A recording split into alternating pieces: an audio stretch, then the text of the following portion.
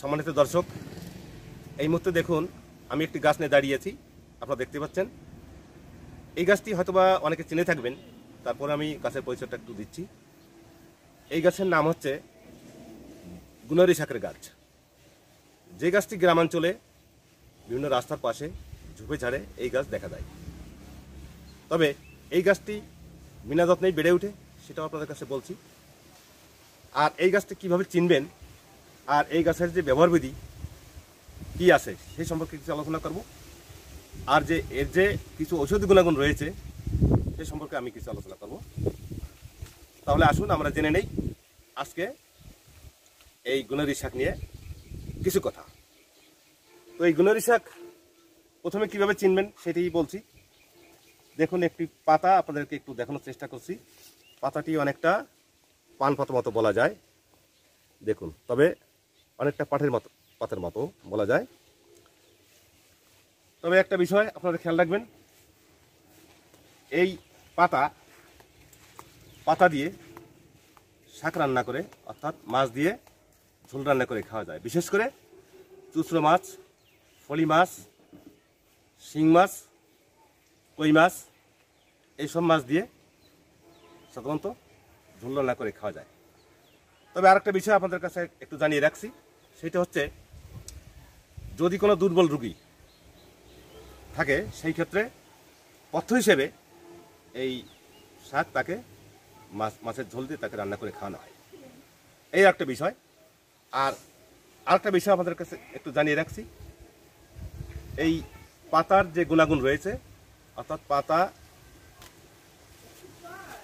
এই পাতা কুচু কুচু করে কেটে এটা ভেজেও খাওয়া যায়, আবার ঝোল রান্না করে খাওয়া যায়, আবার এটা কিন্তু বড়া বানিয়েও খাওয়া যায়। সেটা হচ্ছে কি, চালের গুঁড়ার সঙ্গে এটা দিয়ে তেলে ভেজে এই বড়া খাওয়া যায়। তাতে আপনার কৃমি দমন থাকবে, এটা মনে রাখবেন। আর উচ্চ রক্তচাপ, নিম্ন রক্তচাপ এবং ডায়াবেটিস কন্ট্রোলে থাকবে, এটা জেনে রাখুন। তাহলে গাছ আমাদের অনেক উপকার করে থাকে। এটা আমাদের অনেক সময় অনেক কিছু অজানা রয়ে গেছে। তো আজকে এই গাছ নিয়ে আপনাদের আরও কিছু কথা বলবো। সেটা হচ্ছে এই গাছ কীভাবে বানাবেন সেই সম্পর্কে কিছু বলছি। ধরুন এই গাছটি আপনি কীভাবে বানাবেন একটু ধারণা দিচ্ছি আপনাদেরকে। এই যে একটি ডাল দেখতে পাচ্ছেন, এখান থেকে কেটে যদি বর্ষা মৌসুমে, এখন এই যে বর্ষা মৌসুমে চলে, এখন যদি রোপণ করে দেন তাহলে এই গাছটি কিন্তু সহজে হয়ে যাবে। আচ্ছা, এখন আরেকটা বিষয় হচ্ছে, এই গাছটি পাতা যদি আপনি খান, নিয়মিত খান, তাহলে আপনার আরও কিছু উপকার আসবে। যেমন রক্ত পরিষ্কার করার জন্য এটা কিন্তু অনেক উপকারে আসবে। আপনার হজম শক্তি বৃদ্ধি করার জন্য এটা অনেক উপকারে আসবে, একটা বিষয়। তো এরপরে আপনার যদি কখনো চুলকানি হয়, সেই ক্ষেত্রে যদি এটা আপনি খান তাহলে আপনার চুলকানি ভালো হয়ে যাবে। তাহলে দেখুন এর কত উপকারিতা আসলে বলে শেষ করা যায় না। তো বন্ধুরা, এতক্ষণ আমার সঙ্গে ভিডিওটি ধৈর্যের সাথে দেখেছেন, এজন্য আপনাদের কাছে অনেক অনেক ধন্যবাদ জানাচ্ছি। সবাই ভালো থাকবেন, সুস্থ থাকবেন।